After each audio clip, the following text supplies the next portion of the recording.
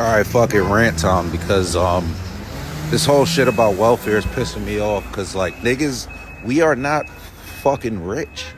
Why are we acting like we are better than people with welfare? Why are we acting like the fucking inflation is not through the fucking roof and groceries will be expensive anyway? Why are we acting like people on welfare don't have cash to buy things? Do you really, like, you're not banning junk food. You're banning people's right to buy junk food and only poor people's right to buy junk food. They're going to find ways to get it anyway. So you're not even dealing with the fucking problem. Why the fuck are you motherfuckers or people like us who aren't fucking rich talking shit? Are you fucking dumb?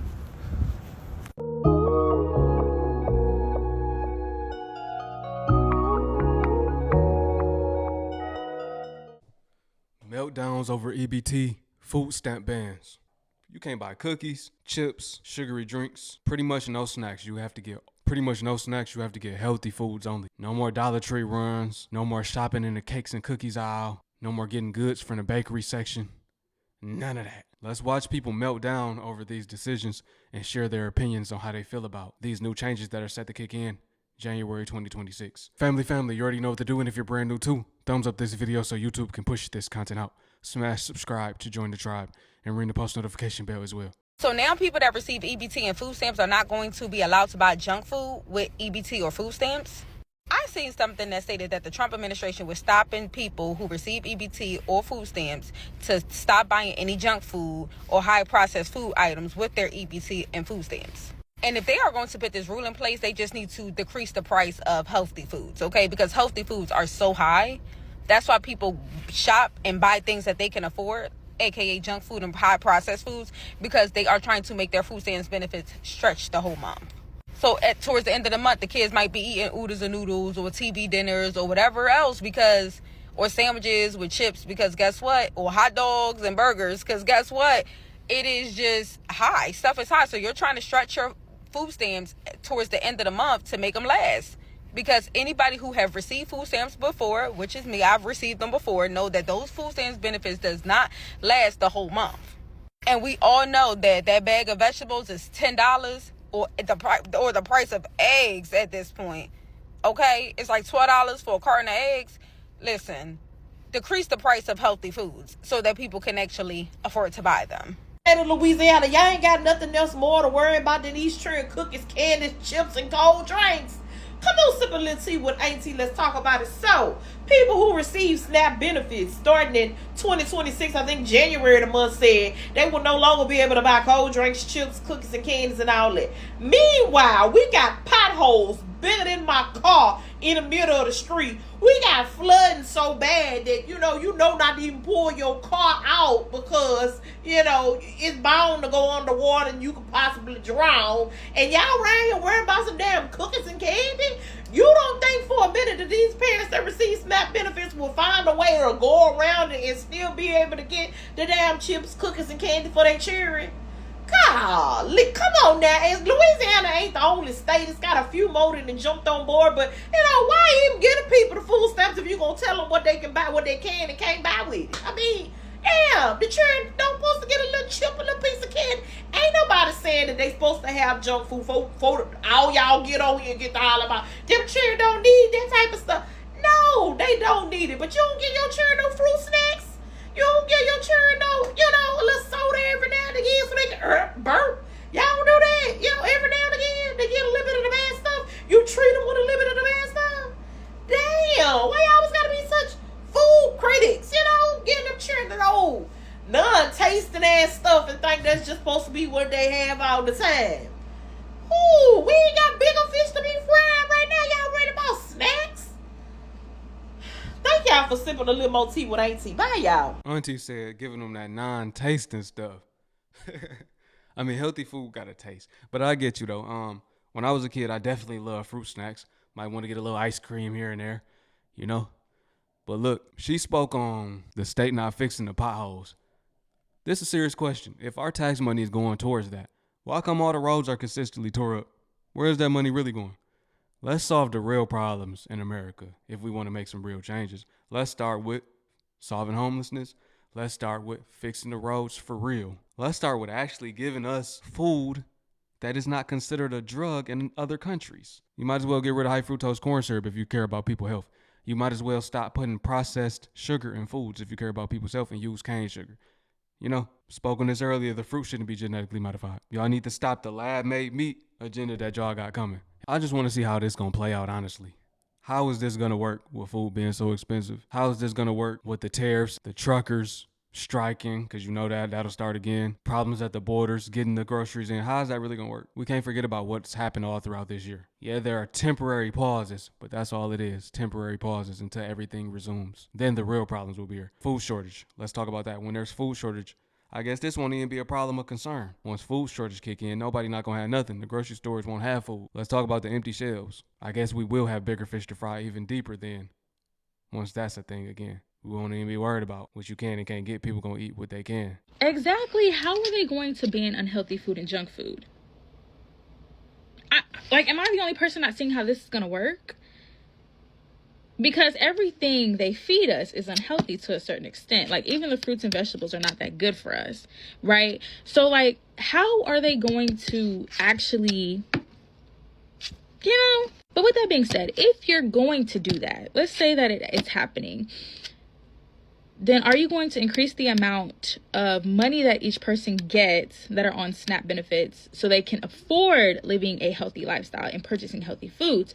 And then if that's the case, then are you also going to increase the amount so people can afford supplements and vitamins on SNAP benefits?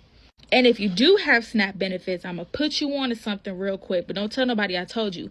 You can actually get protein powders and fiber and all this other stuff with your SNAP EBT benefits.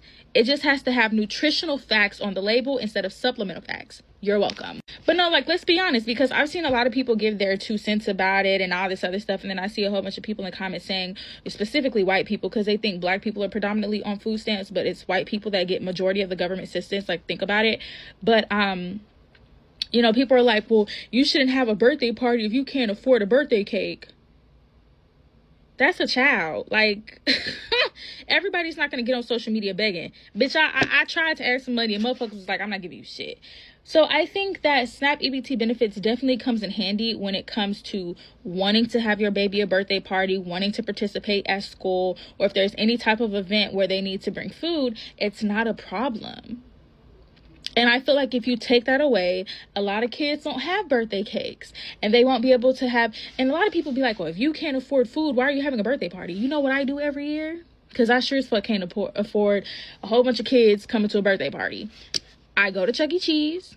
I ask them if it's okay if I can set up her little section. I invite people, tell them that they got to pay for their own playing card. And then my mom probably buy a pizza or whatever, and then I bring the cupcakes and the cookies and everything and the drinks, and that's okay.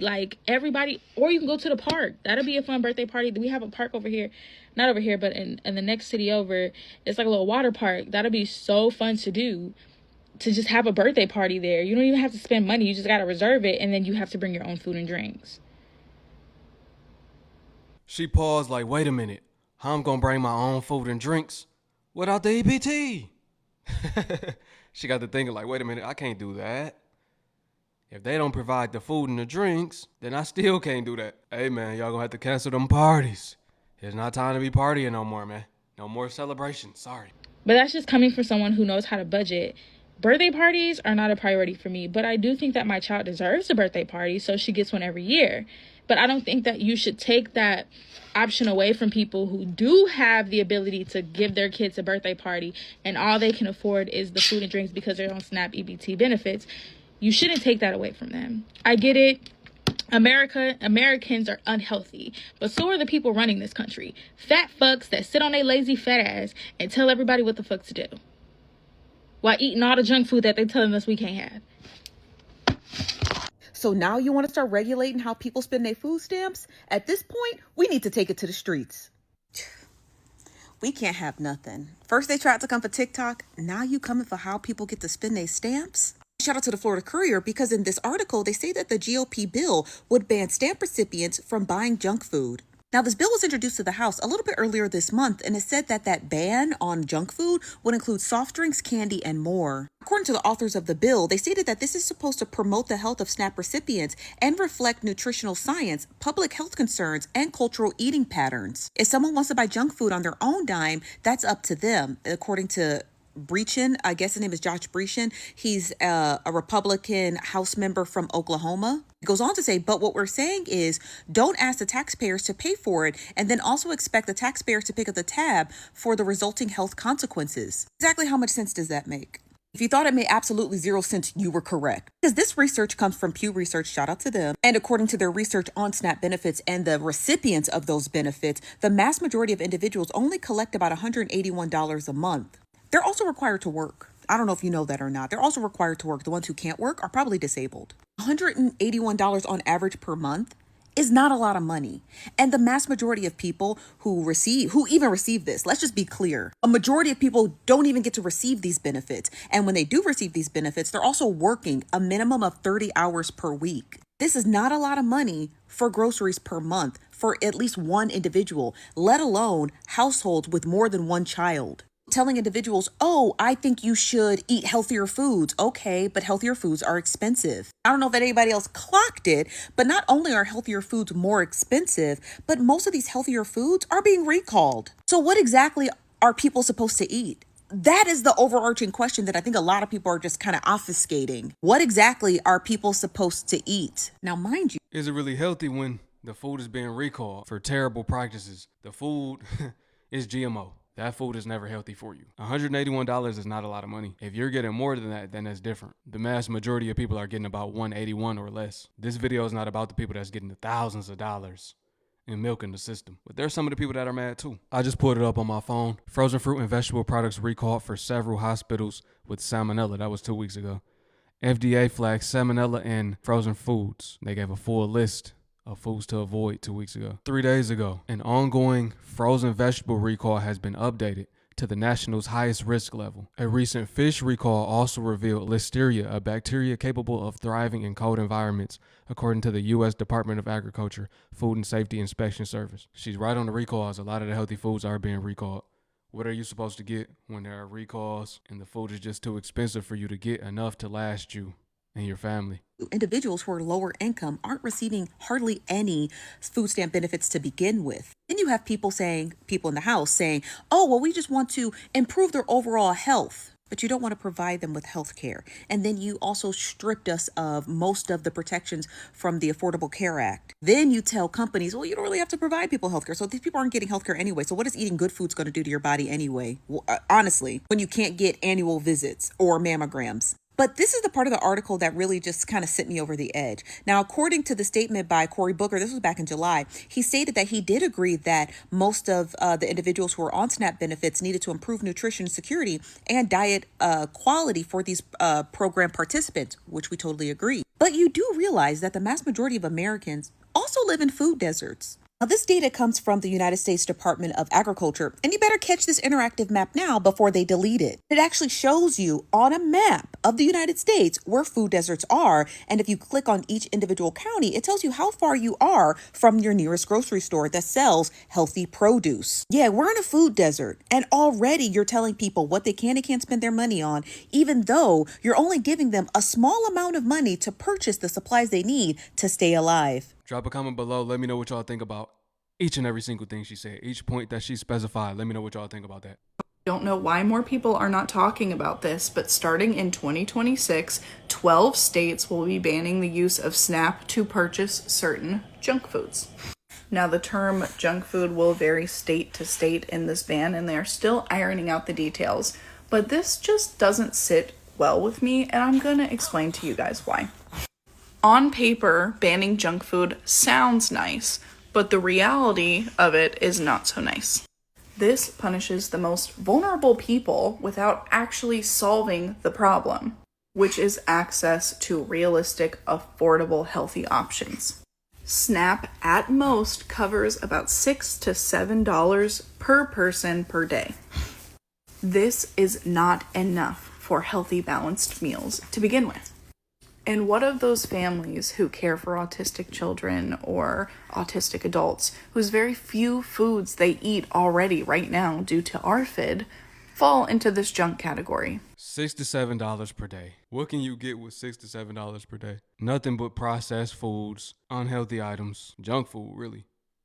You can't make a whole meal with $6 to $7 unless you're making tuna fish. What options do the people have? Yeah, there needs to be cheaper, healthy eating options for people. If these cuts are going to be, then there needs to be some type of exception or some type of solution to the real problem, which is affordable food. Taking these items away risks even more nutritional gaps and exceedingly more meltdowns. And if that still doesn't make any sense, what about homeless people who do not have access to a kitchen? Good point. Their lifeline sometimes can be a bag of chips or soda that they can pick up from the gas station that accepts SNAP. I've been going back and forth with people saying, oh, well, they can just pick up a pack of deli meat. They don't have a fridge. They're not carrying around cabinets with them, right? A lot of people who are living on the streets do not have the space to store a bunch of foods. Sometimes it is just a quick something to get them through. And if Right. It's a day-to-day thing. Being homeless is a day-to-day thing. You have to survive day-to-day, find out where you're going to sleep at night. That's day-to-day. It changes by the day. What you're going to eat, that changes by the day. More than likely, you're going in the store and grabbing something quick. It's not going to be healthy. You grabbing something quick, that's going to sustain you throughout the day. If you want to talk about the children, look this up. SNAP participation in children has already been shown to improve children's well-being and overall healthcare costs. I saw a couple articles that say some states are going to focus on moral balanced items. So anything with too high of a salt content, for instance, may be taken off SNAP. Something with just too high of carb content could be taken off SNAP. This is not going to solve the issue that we have an unhealthy population. This is not going to fix it. It just strips dignity and choice from the people who can least afford to lose it. As always, family, drop a comment in the comment section below. Let me know what y'all think about these SNAP benefit changes, the updates that will kick off in 2026, January. What do y'all think about it? How do you really feel about it? Do you think this will be effective or it won't be effective? Appreciate you for watching. Peace. To my Hebrew fam, shalom. I will catch y'all on the next one.